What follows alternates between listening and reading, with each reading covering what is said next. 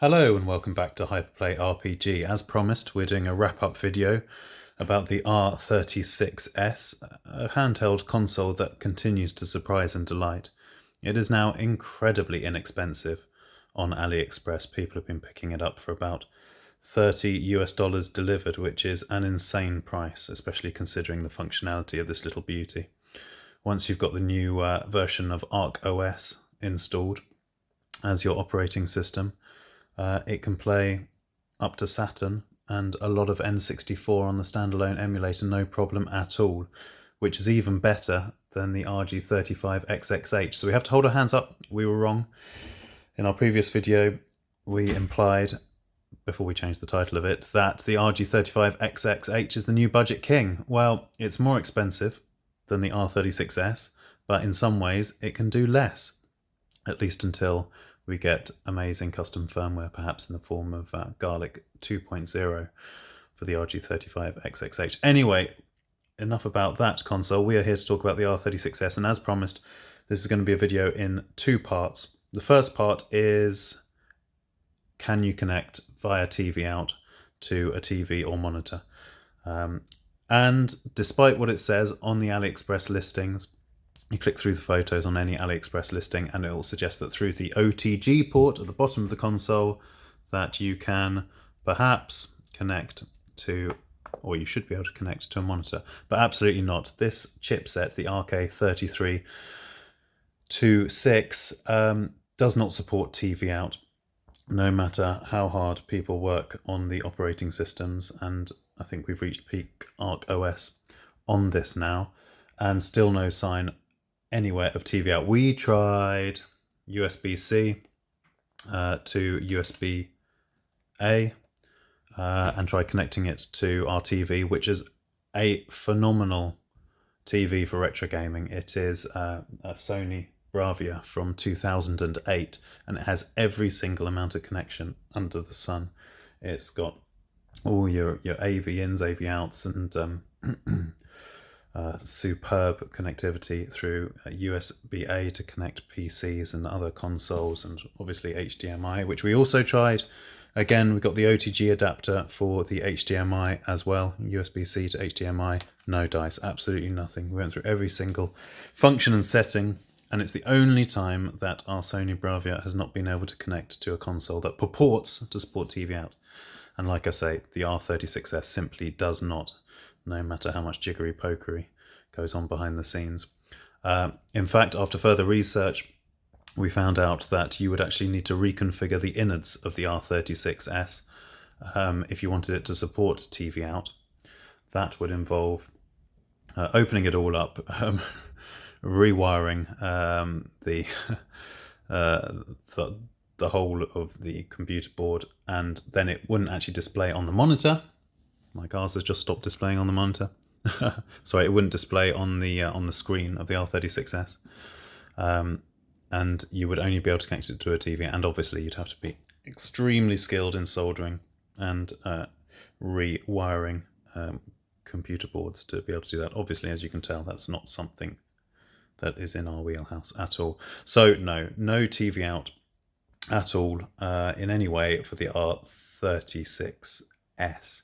But not to worry, because it is still, for its price, the best bang-to-buck handheld games console. And you've got this lovely vibrant screen anyway, and you can do so much with it, including playing multi-disc games on PlayStation. And that is going to be the focus of the next portion of this video, which is particularly useful for playing RPGs, which you might have guessed is what we're into. Hello. And here we are, all set up to discuss ROMs, and particularly multi-disc games on the PlayStation, because two things often come up when talking about how do we go about playing or adding games onto these systems. And one is ROMs and where to find them. And the other one is what happens if you've got multi-disc games on a supported system like PlayStation, and how does the disc swapping work and all the rest of it. Well, there is an incredibly easy answer to both of these conundra.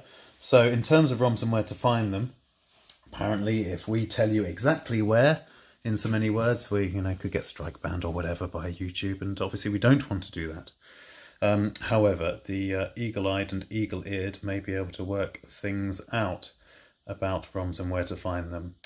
More precisely, the magnificent Joey of Joey's Retro Handhelds has said exactly where to find them. So he's very brave, but good on him. And you can go and look up his video, which I'll leave a link to in the description below, which is the R36S Ultimate Setup Guide. And at about 2 minutes 20 seconds in, he will tell you exactly where you can find ROMs which would be perfect for adding onto the R36S. So, if you look at our screen, it might also give you a hint, as it were.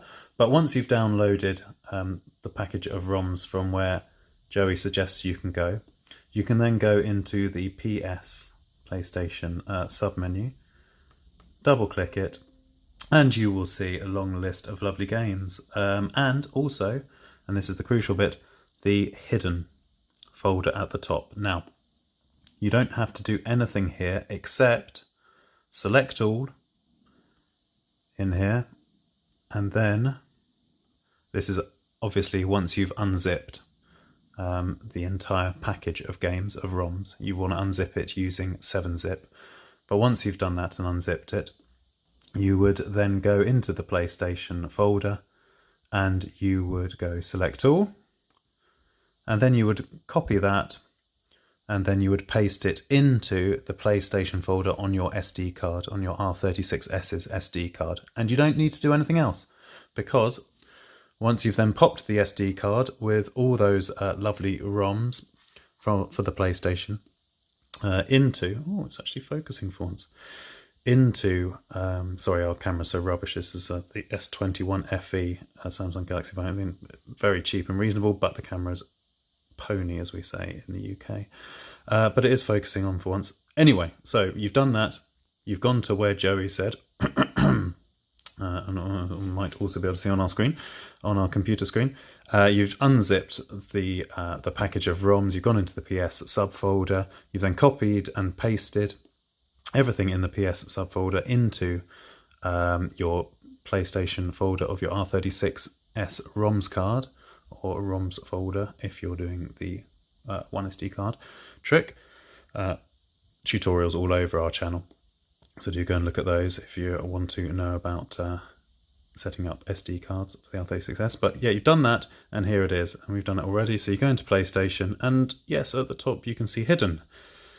It's come across perfectly, and it's asterisked, and it's selected already as a matter of course, being the default option at the top. So you can then go and press A again, and this is the trick. You press down, get it in red, multi-disc, and then let's say you've played through Xenogears Disc 1 already, you've got a save state saved in RetroArch. You just go into Disc 2, fire it up, and the R36S will read it as though you were loading up Disc 2. And as it fades in and out, you can see in the background the package of ROMs, again for the eagle-eyed. Super duper! So you can play all of Xenogears. I mean, that is if you want to play Xenogears Disc 2, it's a bit infamous. A more visual novel than actually JRPGing, because they famously didn't have the time or money to complete it. We've talked and written about that extensively in our fanzine, but also sometimes we do a book on Xenogears Perfect Works, translated into English.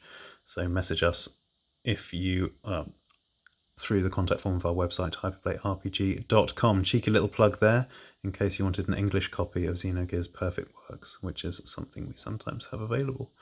So there you go, and then you would select an X, and then you would go into save states, and you would load your save state. We don't have a save state for Xenogears. We've already played through it once. It's magnificent. Highly recommend you do too. And pick up Xenogears Perfect Works book in English from us if you want. But yeah, that is how you do it. So, multi-disc gaming on the R36S. And it all looks beautiful on this fantastically bright IPS screen. So yeah, a fantastic little machine still, the R36. R36S. I dare say we'll come up with more tips and tricks for it. But hope you continue enjoying it and playing it, and please do subscribe and like this video if it's been in any way useful to you. We're going to do lots more on handheld consoles, particularly the RG35XXH, and probably some more videos on the R36S, because it is still fantastic and we keep on finding out new fantastic things about it. Anyway, that's the word fantastic said often enough. Take that off your bingo cards. Please subscribe, and we'll be back soon. Take care. Bye.